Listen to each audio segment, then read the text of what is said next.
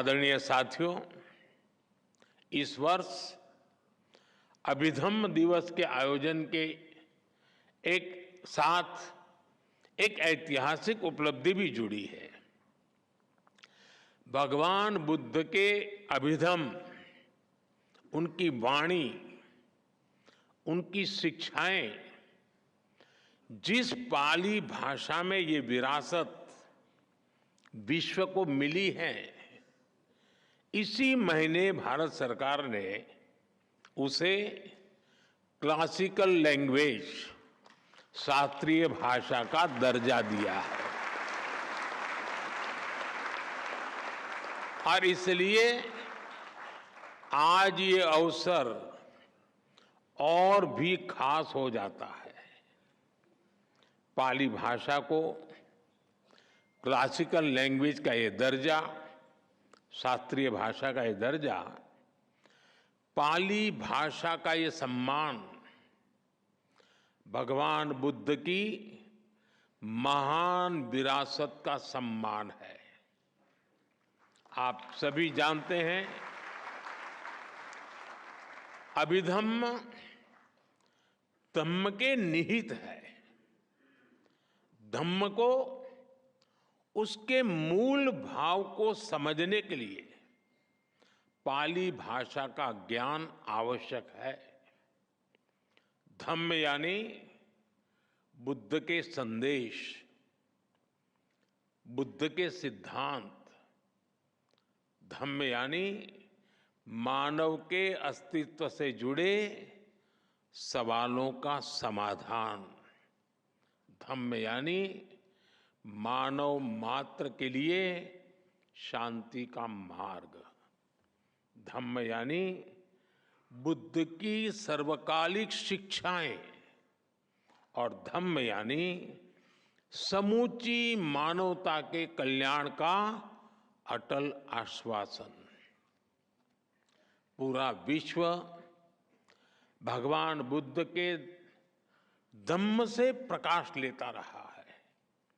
लेकिन साथियों, दुर्भाग्य से पाली जैसी प्राचीन भाषा, जिसमें भगवान बुद्ध की मूल वाणी है, वो आज सामान्य प्रयोग में नहीं है।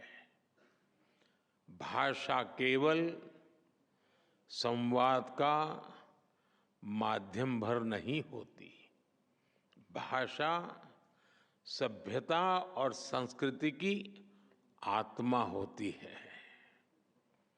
हर भाषा से उसके मूल भाव जुड़े होते हैं। इसलिए भगवान बुद्ध की वाणी को उसके मूल भाव के साथ जीवंत रखने के लिए पाली को जीवंत रखना, ये हम सबकी जिम्मेदारी है।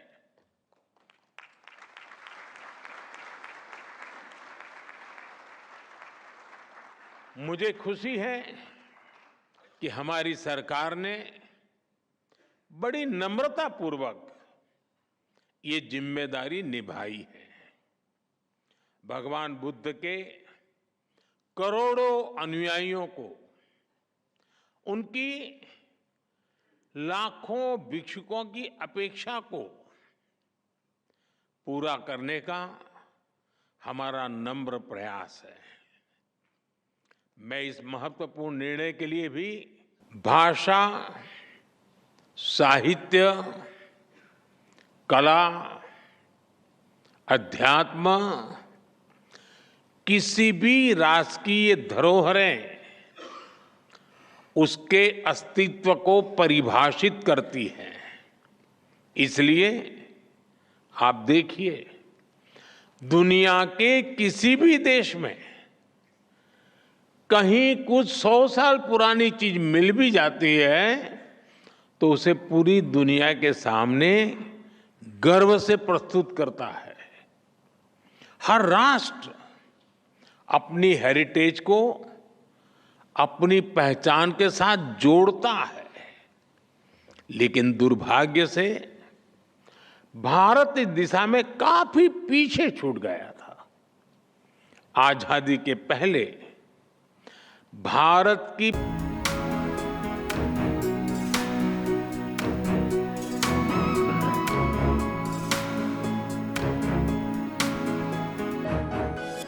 पहचान मिटाने में लगे आक्रमणकारी और आजादी के बाद गुलामी की मानसिकता के शिकार लोग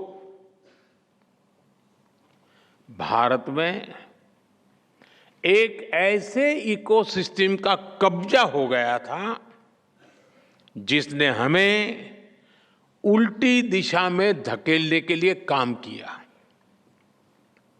जो बुद्ध भारत की आत्मा में बसे हैं, आजादी के समय बुद्ध के जिन प्रतीकों को भारत के प्रतीक चिन्हों के तौर पर अंगीकार किया गया, बाद के दशकों में उन्हीं बुद्ध को भूलते चले गए। पाली भाषा को सही स्थान मिलने में 7 दशक ऐसे ही नहीं लगे। लेकिन साथियों, देश अब उस हीन भावना से मुक्त होकर आत्मसम्मान, आत्मविश्वास, आत्मगौरव के साथ आगे बढ़ रहा है। देश इसी बदौलत बड़े फैसले कर रहा है। इसलिए आज एक और पाली भाषा को शास्त्रीय भाषा, क्लासिकल लैंग्वेज का दर्जा मिलता है, तो साथ ही यही सम्मान मराठी भाषा को भी मिलता है।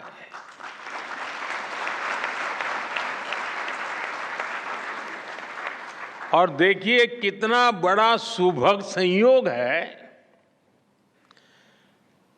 कि बाबा साहब आम्बेडकर से भी ये सुखद रूप से जुड़ जाता है।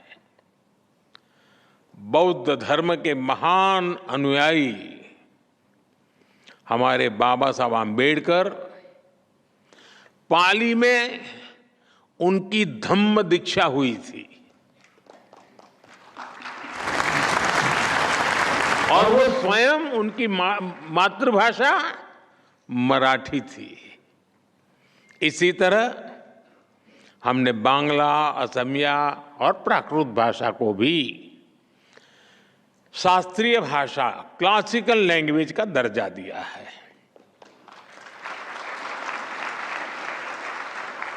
साथियों, भारत की ये भाषाएं ही हमारी विविधता को पोषित करती है।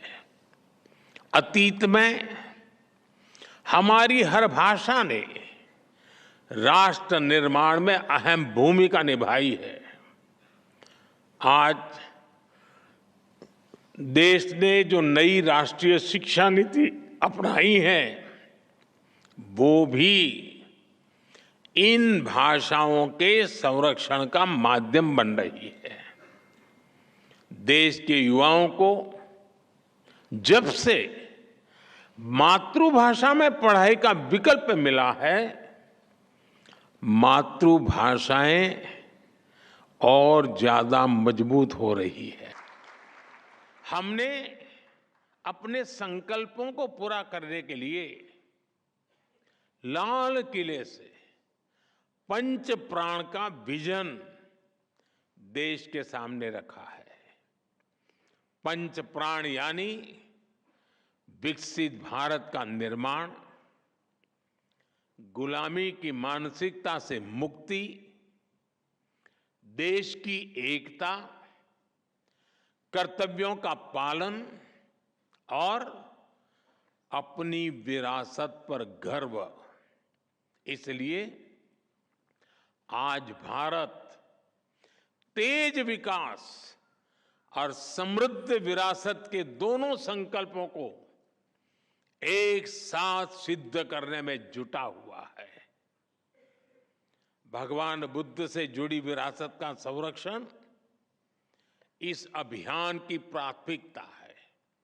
आप देखिए, हम भारत और नेपाल में भगवान बुद्ध से जुड़े स्थानों को बुद्ध सर्किट के रूप में विकसित कर रहे हैं। कुशीनगर में इंटरनेशनल एयरपोर्ट भी शुरू किया गया है। लुम्बिनी में India international centre for Buddhist culture and heritage का निर्माण हो रहा है। लुम्बिनी में ही बुद्धिस्ट यूनिवर्सिटी में हमने डॉक्टर बाबा साहब Ambedkar chair for Buddhist studies की स्थापना भी की है। बोधगया, श्रावस्ती, कपिलवस्तु, सांची, सतना और रीवा जैसे कई स्थानों पर कितने ही डेवलपमेंट प्रोजेक्ट चल रहे हैं। 3 दिन बाद 20 अक्टूबर को मैं वाराणसी जा रहा हूं, जहां सारनाथ में हुए अनेक विकास कार्यों का लोकार्पण भी किया जाएगा। हम नए निर्माण के साथ साथ अपने अतीत को भी सुरक्षित कर रहे हैं। पिछले 10 वर्षों में हम 600 से ज्यादा प्राचीन धरोहरों, कलाकृतियों और अवशेषों को दुनिया के अलग अलग देशों से वापस भारत लाए हैं। 600 से ज्यादा, और इनमें से कई अवशेष बौद्ध धर्म से संबंधित है। यानी बुद्ध की विरासत के पुनर्जागरण में भारत अपनी संस्कृति और सभ्यता को नए सिरे से प्रस्तुत कर रहा है। मनुवादियों ने बहुजनों के इतिहास को, उनके नायकों को मिटा देने की तमाम कोशिशें की, लेकिन अम्बेडकरवादियों ने तमाम मुश्किलों को सहकर उसे जिंदा रखा। बहुजन कैलेंडर 2025 के जरिए हमने भी बहुजनों के संघर्ष और इतिहास को सहेजने का काम किया है, क्योंकि कैलेंडर सिर्फ तारीख नहीं बताते, इतिहास भी बताते हैं। तो आज ही ऑर्डर करिए 2025 का बहुजन कैलेंडर। बुकिंग शुरू है। ऑर्डर देने के लिए व्हाट्सएप नंबर 9711666056 पर मैसेज करें या dalitdastak@gmail.com पर ईमेल करें।